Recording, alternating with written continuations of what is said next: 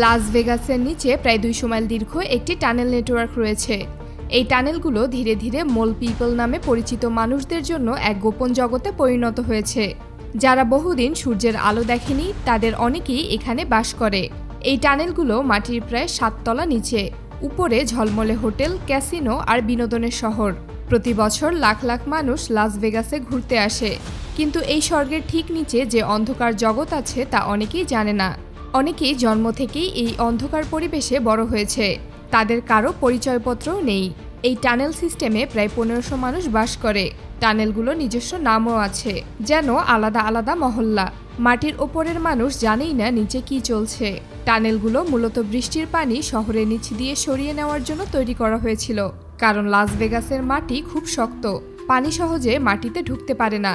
কিন্তু যখন বৃষ্টি হয় তখন কয়েক মিনিটের মধ্যেই পানি টানেলে ঢুকে পড়ে। পানি কখনো 10 মিনিটের মধ্যে 8 ফুট পর্যন্ত উঠে যায়। টানেলের ভেতরটা জটিল গোলকধাঁধার মতো, ভুল পথে গেলে হারিয়ে যাওয়ার আশঙ্কা থাকে। এখানে চলাফেরার জন্য সাইকেল গুরুত্বপূর্ণ, কারণ দূরত্ব অনেক। ভেতরে অন্ধকার, স্যাঁতস্যাঁতে পরিবেশ, সব মিলিয়ে কঠিন জীবন। কেউ কেউ অ্যালুমিনিয়াম দিয়ে পাত্র বানিয়ে হ্যান্ড স্যানিটাইজার জ্বালিয়ে রান্না করে। বাথরুম ব্যবস্থা সাধারণত একটি 5 গ্যালনের বালতি, যার ভেতরে প্লাস্টিক ব্যাগ ব্যবহার করা হয়। অনেকেই খাবার জোগাড় করে ফেলে দেওয়া জিনিস থেকে বা পর্যটকদের ফেলে দেওয়া জিনিস সংগ্রহ করে। কেউ কেউ তামা বা তার সংগ্রহ করে বিক্রি করে। অনেকেই বলে অন্ধকারে দীর্ঘদিন থাকলে মানুষ মানসিকভাবে বদলে যায়। কিছু মানুষ টানেলের ভেতর নিজের মতো করে জায়গা সাজিয়েছে। কেউ উদ্ধার করা জিনিস দিয়ে ছোট গ্যালারি বানিয়েছে, কেউ তাঁবুর মতো ঘর বানিয়েছে। কিন্তু একবার ভারী বৃষ্টি হলেই সব ভেসে যেতে পারে। উপরে লাস ভেগাসে বছরে $বিলিয়ন আয় হয় ক্যাসিনো থেকে। নিচে মানুষ জীবনযুদ্ধে লড়ছে। কেউ কেউ পরিবার থেকে বিচ্ছিন্ন সন্তানদের বহু বছর দেখেনি। কেউ অতীতে সংসারী মানুষ ছিল, এখন একা, যেখানে বেঁচে থাকাই সবচেয়ে বড় সংগ্রাম। এগুলো বিশ্বের সবচেয়ে ছোট অ্যাপার্টমেন্ট। এগুলোর আয়তন মাত্র 16 স্কোয়ার ফিট, আর এগুলোকে বলা হয় কফিন হোম। ভেতরে দাঁড়িয়ে থাকা তো দূরের কথা, হাত পর্যন্ত পুরোপুরি ঘুরানো যায় না। তবুও এই কফিনেই একই সঙ্গে লিভিং রুম, রান্নাঘর আর শোবার ঘর হিসেবে ব্যবহার করা হয়। হংকং বিশ্বের সবচেয়ে ব্যয়বহুল শহর, তার ভেতরেই প্রায় 2 লাখ মানুষ এসব ঘরেই থাকে। কেউ তো আবার 16 বছর ধরে এমন জায়গায় বসবাস করছেন। এমন ভবনের প্রতিটি তলায় 20 থেকে 30টি ছোট ছোট ভাগ করা অ্যাপার্টমেন্ট রয়েছে।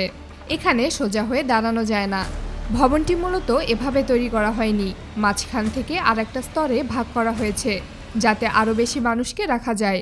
এজন্য ছাদের উচ্চতা অত্যন্ত কম। একটি তলাকে 2 ভাগে বিভক্ত করে 2টি স্তরে বানানো হয়েছে। এটি কোকোর ঘর, যেখানে সে 10 বছর ধরে একা বসবাস করছে। তার ভাগ্য ভালো যে একটি জানালা আছে, কারণ সাধারণত কফিন হোমে জানালা থাকে না। একটি ফ্রিজ ও একটি টিভি ছাড়া কিছুই নেই। জায়গা ছোট হয়, বেশি কিছু রাখা সম্ভব নয়। এখানে মাত্র 800 স্কোয়ার ফিট অ্যাপার্টমেন্টকে 30টি কফিন আকারের ইউনিটে ভাগ করা হয়েছে। জানালা নেই, তাজা বাতাস বা সূর্যের আলো ঢোকে না। এখানে 26 জন মানুষ বাস করে, যেন রুমগুলো ইটের মতো একটার পর আরেকটা সাজানো। দেয়ালের হুকে ঝুলছে জামা কাপড় ও ব্যক্তিগত জিনিসপত্র। বিছানার পাশ তাক হিসেবে ব্যবহৃত হয়। জানালা না থাকায় একটি ফ্যানই একমাত্র ভরসা। এখানে ইন্টারনেট, বিদ্যুৎ ও পানির মতোই গুরুত্বপূর্ণ। বেশিরভাগ মানুষের একমাত্র বিনোদন মোবাইল ফোন। একজন পার্ট টাইম ক্লিনার মাসে $650 আয় করেন, যার মধ্যে $320 চলে যায় 16 স্কোয়ার ফিটের এই ঘরের ভাড়ায়।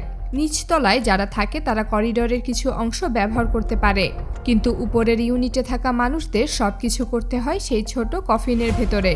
অনেকেই ভাড়া জোগাড় করতে কঠিন সময়ে কষ্টকর কাজ করেন। কেউ রাত 9টা থেকে ভোর 5টা পর্যন্ত কাজ করেন। তবুও ঘরে একটি টিভি, বিছানা, কম্বল ও বালিশ ছাড়া আর কিছু থাকে না।